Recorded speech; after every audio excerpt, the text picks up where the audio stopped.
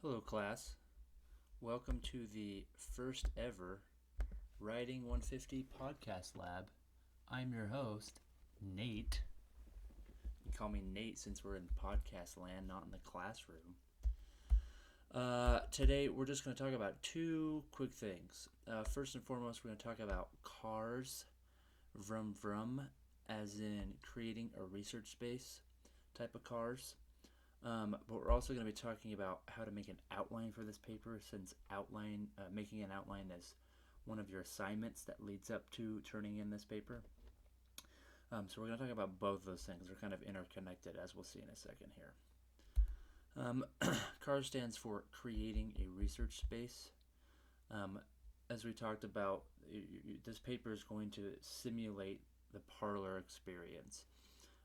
What we mean by that is that you're not just going to make your own opinion like you did in the opinion editorial.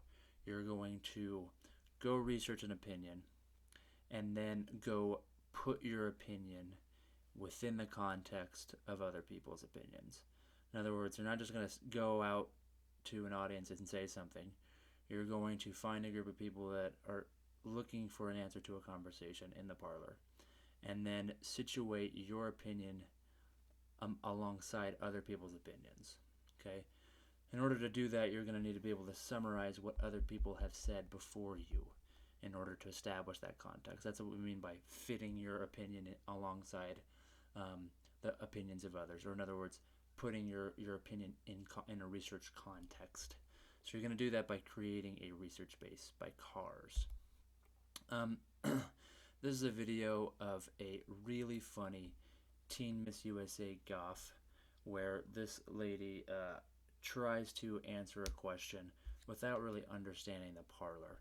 I'm going to put a link to it. It's funny. It's not necessary for you to watch it, but it's funny. I think you should watch it. She fails because she doesn't understand the Parler. I think you'll see why if you just watch it. So remember, you're not just saying what you want to say out to a random audience. You're thinking about how what you say fits alongside what other people have already said. That's the key to writing a good paper here. In order to do that, you're going to follow cars. Okay, and there's 3 steps to cars. 1 is setting up the conversation. 2 is clearing up space in that conversation. And then 3, and finally, and most importantly, taking control of the conversation.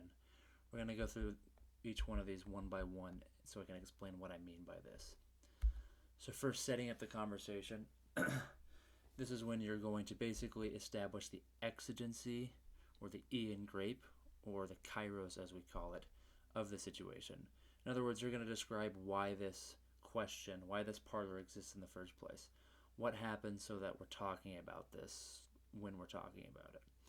You did this in the opinion editorial to a small degree. In the college shouldn't be free example, I mentioned that politicians like Bernie Sanders, Elizabeth Warren, Hillary Clinton are talking about whether or not college should be free. It's in our public discourse, in our public debates, in our political system right now. So that's a question that we're asking ourselves. You need to do the same thing with your research, with your conference paper. So that's the first step. Another part 2 to this kind of first step here, part 1.2. You're going to just briefly mention who is in the Parler. You're going to talk about who's involved. You're going to talk about the big players, right? So let's turn to an example. I've got this essay that is pretty good, that would definitely receive an A in this class if you were to turn it in. Let's see if they accomplish step 1 in CAR, setting up the conversation.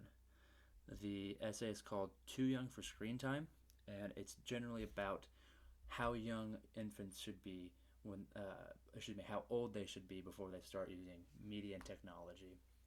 Their argument is that you should be at least 2 years old. 2 years is too young to be using technology. Should you be older than that? It's a basic summary of this. But before they get to that thesis, which is right here, they set it up. They set up the conversation into which this thesis belongs, right? So let's see what they do. They start out with the first sentence. As technology is becoming more available, the number of infants using technology is also increasing. Okay, there we go. He's starting to set up the conversation. More infants are using technology. Okay, Got a nice little source here that proves it, and then we've got a quote here that proves it even further. Let's see what that quote says. The American Academy of Pediatrics noted in their 2011 report that from built-in DVD players to in minivans to smart cell phone technology, today's children have more access to electronic media than those of any previous generation. Okay, there we go. In other words, babies nowadays have more access to technology than babies a generation ago had. Okay? Cool, so they're establishing the kairos. This increase of technology has led research to question the effects that technology plays in the development of infants aged 0 to 2 years old. Okay, there's step 2 of part 1. They're talking about who the people in the parlor are. We're talking about researchers who are clued into this exigence are starting to use their expertise in order to study this question. In other words, a parlor has been formed. Okay. A couple sentences later, they start step 2. Let's talk about step 2. We've got to set up the conversation. They've done that pretty well. It's not super long. You just want to say how the conversation has gotten here. Step 2, like we just mentioned, is clearing up space in the conversation. This one's different, right? Now that you've told us why this conversation is here, you want to tell us what the conversation has not yet led to. In other words, you're going to show, like I say here in the PowerPoint, some kind of gap, shortcoming, or limitation in the existing work. In other words, you're going to show why, although we've answered this question from a lot of different angles, for example, or although we've talked about this question for a little while, there's still some things we haven't considered, right? In other words, this is the part of cars where you show that your existence in the parlor is rationalized. In other words, you're going to show why you need to come into the parlor and why what we've said so far in the parlor isn't cutting it. In other words, you're going to show a gap in the research, as we call it. So this is important. Without you being able to show that there's a gap in the research or in the parlor, you being in the parlor isn't really okay. So you need to prove that, hey, you guys have been in the parlor for a while, as Kenneth Burke would say, remember the analogy. But even though we've been in this parlor for a while, we haven't considered X, Y, or Z. Okay, so let's just see an example of that in this paper. Let's see if they do it here. Okay, we should note here they have a nice little thesis at the end of this paragraph that we just read. And they say a few different reasons why toddlers younger than 2 shouldn't use technology. That's good. You can put a nice little thesis there in the first paragraph too. But immediately after that, this person starts to show why the parlor hasn't got to where they need to be getting. They start to clear the conversation, in other words. They say here, although there is evidence that infant screen time causes many problems, there are still some researchers, teachers, and parents that believe that exposure to technology at a young age increases motivation to learn and accelerates development of understanding and basic skills. So right there, the topic sentence says it all. Even though I have something that disproves these people, there's still people who believe that technology is good for toddlers under the age of 2. Okay, so we're showing that there's still people in the parlor who are getting it wrong. There's still people in the parlor who have the wrong idea about what they should have the right idea about. Okay, so the second sentence here, she's listing these people by name. So there's listing actual researchers. McPack, Ploman, and Stephen found that the desire to learn more about favorite TV series or the topics of interest first encountered on screen can fuel the motivation to learn to read oneself. Okay, so someone that disagrees here. Their findings also argue that technology improves a child's imagination. Although these arguments are valid and have some supportive evidence, these findings pertain to children that are around 3 years old and therefore old enough to understand the idea of what technology is. Okay, so there's the gap. There's some people who think that technology is okay, but they have said that you need to be 3 years old. We haven't necessarily looked at what happens when you're 2 years old. So that's what she's implying here. So there's step 2. That's clearing the conversation. You're just reviewing literature. Letting in the social sciences or the sciences know that the peer-reviewed work has a lit review section. That's basically what you're going to be doing in clearing the conversation. The next paragraph, she jumps into step 3, and let's talk about that really quick. Step 3 is the most important part. Step 1 and step 2, setting the conversation, clearing the conversation, lead to establishing control of the conversation. This is when you turn and say, because there's a gap, because there's still people who have the wrong idea about things, who are wrong, in other words, we need to correct these people, right? Establishing the conversation just means you just deliver your thesis and you prove your thesis. You show how what you say fills the gap that you just created in the clear the conversation section. Right, so as I say here, writers show how their work resolves the gap, shortcoming, or limitation in existing work, or that it successfully extends or verifies past research. Okay, so let's look at how they do this in the example essay. We left off right here. This is the beginning of page 2. Ultimately, research reveals that screen time, both active and passive, takes away from the important parent-child interaction that is crucial for infant development. Okay, so they're just giving reason 1 of their argument. This is basically the first body paragraph of the essay. They're taking control of the situation, establishing themselves in the conversation in the parlor by just showing why they're right. Even though people think that technology is okay, here are a few reasons that it's not okay. So this is where you dip into your argument, okay? So those are the 3 steps. Just in review really quick. Let's go to this here. Set up the conversation. You want to clear up space in the conversation. And then you want to take control of the conversation. Oops. So you can do that in that order, just as this person did. This could be the first page and a half of your essay. You establish the kairos, why this is a conversation in the first place. Then you describe where the literature has been in the past. Then in step 3, you say, because the literature hasn't gone to where I want to take it, let's take it there. Let me take control of the conversation and give you a few bullet points of why my argument is right?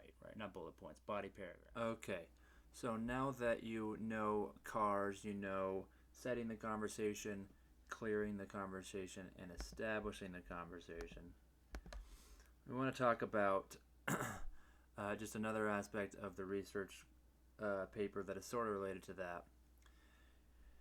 Here's a guy who has a question. He's saying, below there, Nate Dogg, it looks like he's continuing to reference other research in the paper, even though he's already taking control of the situation. In other words, why is he continuing to reference other people if he's already set the conversation?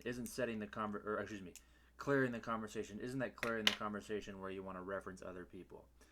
Answer is yes, that's where you want to reference other people, but you want to continue to reference supporters throughout the course of the paper. You also don't want to mention the haters throughout the paper. In other words, your opposition. So part of this assignment is to include people who disagree with you, and you'll do that in the clear the conversation section. But you also want to include people who agree with you in the parlor, and you're going to put that in the body paragraphs of your essay.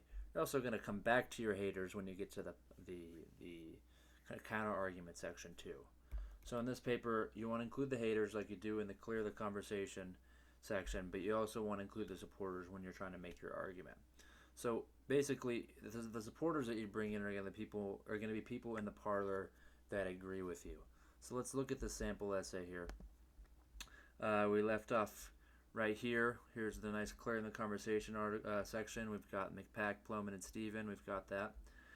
We're describing the gap here. Now we're starting into the body paragraph, and we're just kind of delivering our argument here, just making our points like we do in the op-ed, but with the research here. This paragraph is the first body paragraph of the essay. Ultimately, research reveals that screen time, both active and passive, takes away from important parent-child interaction that is crucial for development. In other words, infants shouldn't use phones because they need to be with the parent. They need to have parent-child interaction. Okay, that's a good point. If you look down here in the middle of the paragraph, we've got some evidence, and we're pulling that evidence from a guy named person named Worthen. For instance, parents hand their infant an iPad or turn on the TV in order to distract them while the parent cooks dinner. Worthen's article highlights that still other families turn to technology as a tool of last resort to entertain and appease children. Okay, so we've got a reference of somebody else that's in the parlor that isn't a hater, but that's supporting this first bit of argument. Okay, so in the first section, you summarize the haters. Now in your body paragraph, you're summarizing the people that agree with you. You want to stand on the shoulders of the people that agree with you. So you're not just summarizing people that disagree with you, you're also bringing in people that disagree. Let's see if they do it later. Okay, we've got they're expanding on this paragraph. On some accounts, parents don't know that their own screen time affects what their infants do with technology. Many parents leave their televisions on throughout the day even when they're not watching. Okay, Carrie is another source in the parlor who's saying just that adults leave the television on. This is someone in the parlor. This author has pulled this source and said, look, there's people in the parlor who have already said this. And they're basically just calling the people in the parlor's attention to what's already been said. You also need to do that. The next paragraph, again, building on what Carrie's saying, they're bringing in Elizabeth Callahan into the argument. We're synthesizing Callahan into this essay. Elizabeth Callahan's research shows that babies learn better and faster through interactions with their caregivers. Okay, so another source that says, no, technology is not a good way to do this. Let's do parent to child, face to face. Okay, then we're referencing Carrie again. Okay, here we have another source, Rosen, another parenthetical citation. Infants don't have the cognitive ability to learn as well from video as they do from interaction. A phenomenon called video deficit. So we got Rosen here, Carrie, Callahan are all people that agree with this author. The author is enlisting them to support his or her argument there. Okay, so we need to do that. Okay, so in review, again, just really quickly, at the beginning of the essay, we set up the conversation, and we've cleared the conversation by summarizing some of our haters, and we've dug into our thesis and our body paragraphs. In other words, we've taken control of the situation after clearing it. And then we've shown that as we establish the conversation, we reference people that support us, or supporters in other words. We reference other people in the parlor like Callahan, like Carrie here, like we've just described Rosen. We're leaning on their shoulders, so to speak, in order to support what we're trying to say. We're referencing other people in the parlor and helping them, allowing them to help us support what we're trying to say. We're on the same side of the room as them, so to speak. We see eye to eye. What you're going to want to do this last step, this is the last part of this podcast here, you're going to want to describe, you want to dip back into your haters by clearing the research space again after you've established it. So in other words, this is just a one-step process. Doing cars throughout your essay is a process that you go throughout the course of the essay. It's not just a one-time thing you do at the beginning. It's a process you go throughout your entire essay. Okay. Basically, what this means is you're going to dip back into the counter argument. Right. So after you give a few points, you're going to describe maybe some qualms that some of your opponents may have with some of those few points. Okay. This essay doesn't do a great job at doing that, but it does it a little bit here. So we've got another section. We're talking about the correlation between screen time and your physical health. So this paragraph is about that there are some research that reveals screen time in infancy can lead to obesity, sleep, attention deficit, and sleep problems. Okay. Then they're saying there is also some research that showed there is actually no correlation between screen time and infancy. In other words, they're saying there's some people in the parlor who don't think that I'm right. In other words, we're dipping into the counter-argument section, which is another way of saying that we're clearing the research space again. We're saying some people think I'm wrong. Some people think there's actually a gap here. But then, like in all writing, they ultimately refute that counter-argument. But further research showed that there are no associations between screen time and obesity later in life. So in other words, they may found that it didn't immediately promote or encourage obesity short term, but in later in life, like they say here, it can lead to obesity. So in other words, they're pointing to one member of the parlor and saying, hey, Dutch et al. Here, or Duck et al., however you say that. They're saying, yeah, it may be true. You may be right that your study shows that there are they're not immediate consequences for screen time as far as obesity goes. But later in life, you're more likely to be obese if you spend too much time behind the screen. So they brought in a concern, just like you did in your opinion editorial. But then they've refuted that concern by overturning the counter-argument. Again, this is like clearing the research space at the beginning. This is the same process. This is cars right here in the middle of this essay. You're bringing up a concern, and then you're clearing it and retaking control of the conversation. So this first part of the sentence, they're just briefly clearing this space again, and they're just reviewing the literature. But then the second part of the sentence, they're reestablishing themselves in the parlor. So you'll need to do that throughout. One way to think of this process between summarizing the haters, summarizing the supporters, and including your own opinion is an outline that I made for this class that can be helpful for you. So your paper can generally look like this. Just like this example paper did, you're going to start the paper by establishing the kairos, setting up the conversation, the first step of cars. and then you're gonna take it, and then you're gonna clear the conversation. That's what it should say here, and then you take control of the conversation, right? As you take control of the conversation, you give reasons. These are basically your body paragraphs here. I'm waving my cursor around. Reason 1, reason 1.2, reason 1.3. You'll notice within each of these reasons, there's a counter-argument section, right? Every time you bring up the counter-argument, you're clearing the conversation. You're doing cars, basically, okay? So you notice how there's not one, there's two, there's three counter-argument sections for every reason that I have. Okay, so you want to do that too. You're not just setting up cars over the top of the essay, like I just showed you in the sample essay. You're practicing cars throughout the essay because you're constantly fielding concerns or doubts or gaps in the research throughout the course of your paper.